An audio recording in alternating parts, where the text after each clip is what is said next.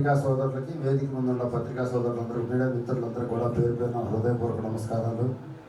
ఈ సమాజంలో ఎంతో విలువైంది, అత్యుత్తమైనది ఈ పత్రికా రంగం. ఈ పత్రికల్లో పనిచేయాలి అనేవాళ్ళు చాలా అరుదుగా ఉంటారు. వాళ్ళందరూ కూడా ఒక రకమైన స్వభావంతో ఈ సమాజానికి మార్గదర్శులుగా నేను ఉండాలి అనుకున్న వాళ్ళు అయితేనే ఈ రంగంలోకి వస్తారండి. పోలీసు వాళ్ళు ఉన్నారు, అంటే బ్రతుకు తెరువు ఇచ్చారో, లేకపోతే అంటే కొంతమందికి వెనకటి రోజుల్లో అయితే నేను పోలీస్ అవ్వాలి, సమాజంలో నేను నియమ నిబద్ధత పనిచేయాలనే మనస్తత్వంతో ఉండేవాళ్ళు.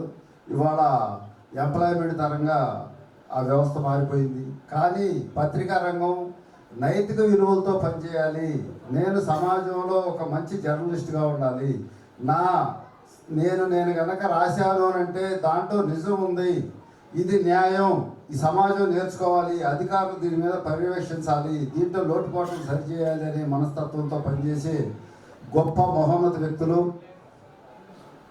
కాబట్టి మీరు ఇంకా మార్గదర్శకంగా ఇంకా అప్గ్రేడ్ అయ్యి, అంటే ఇవాళ ఈ రాష్ట్రం ఎంతో ముందుకెళ్ళాలి, ఎన్నో కార్యక్రమాలు చేయాలనే పాజిటివ్ థింకింగ్తో కొన్ని ఆలోచనలు చేస్తుంది.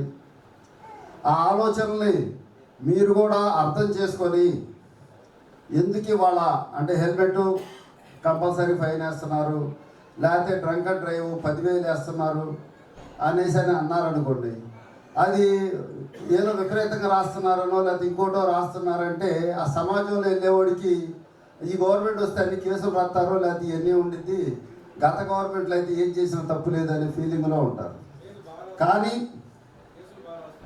కానీ మీరందరూ పాజిటివ్గా ఆలోచించి, ఇది ఈ చుట్టుపక్కల ప్రాంతం ఎన్టీఆర్ జిల్లా ఒక యాక్సిడెంటల్ జోన్ అయిపోయింది, బ్లాక్ జోన్ అయింది. ఈ రాష్ట్రంలో దేశంలోనే ఎక్కువ యాక్సిడెంట్లు అయ్యే ప్రాంతం ఇబ్రహీంపట్నం చుట్టుపక్కల ప్రాంతం. ఎంతమంది అవేర్నెస్ తీసుకొచ్చినా, ఎంతమంది చెప్పినా కూడా ఎవరు మానతల్లా.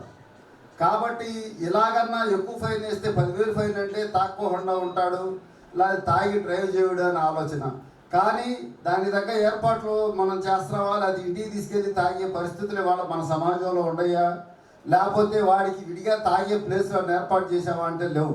కానీ మనం మాత్రం ప్రభుత్వ పరంగా వీళ్ళు చేసేది కరెక్టే అని చెప్పనే అలా మ్యూచువల్ మైండ్తో ఆలోచించి మంచి వార్తలు మంచి రాయేసి రాష్ట్ర ప్రభుత్వానికి అనుకూలంగా ఉండాలని చెప్పనేసి మనస్ఫూర్తిగా కోరుకుంటూ, మీకు ఏ సమస్య వచ్చినా మా విలేకరులు ఉన్నారు, మా మున్సిపాలిటీ తరఫున ఏదన్నా వాళ్ళకి హౌస్ సైడ్స్ అనేది ఇదని అంటున్నారు, మా సాయశక్తిలో చేస్తాం.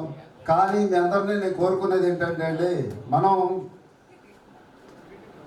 ఎంతో కొంత మనం ఇంత నిస్వార్థంగా పనిచేస్తున్నాం. కానీ ఎవరో ఒకళ్ళు ఇద్దరు ఇప్పుడు చాలామంది అయిపోయారు. ఒకప్పుడు అంటే లిమిటెడ్ పర్సన్స్ ఉండేవాళ్ళు, వాళ్ళకి ఒక్కొక్కడికి ఒక విలువ ఉండేది. ఆంధ్రప్రభ విలేకరు అంటే ఫలానా, లేదా ఆంధ్రప్రభ విలేకరు సిన్సియరు, ఓ సాక్షాయన ఒక విధంగా రాస్తాడని. ఇవాళ యూట్యూబ్ ఛానల్స్ ఇవన్నీ వచ్చేపాటికి ఎవరేమి రాస్తున్నారో ఏంటో అర్థం కావట్లా. వాళ్ళ ఆలోచనలు, వాళ్ళ భావాలు ఇయే తప్పితే అక్కడ వాస్తవ పరిస్థితులు మనం రాయాలా రాయకూడదా, రాస్తే సమాజంలో మనం ఏ విధంగా సంకేతం ఇస్తున్నామనే ఆలోచన లేకుండా, నాది చూసి అది వాస్తవం కాదైనా ప్రస్తుతానికి ఆనందపడేటట్టుగా ఉండిద్ది అనే అలాంటి రాత్రలు అనేది రాయకోకుండా సమాజాన్ని అందరినీ కలుపుకొని మంచి శ్రేయస్ కోసం కోరే వార్తలు రాసి మనందరం కూడా సమాజానికి సేవ చేయాలని చెప్పని కోరుకుంటూ ఈ అవకాశం ఇచ్చిన మీ అందరికీ కూడా నమస్కారం.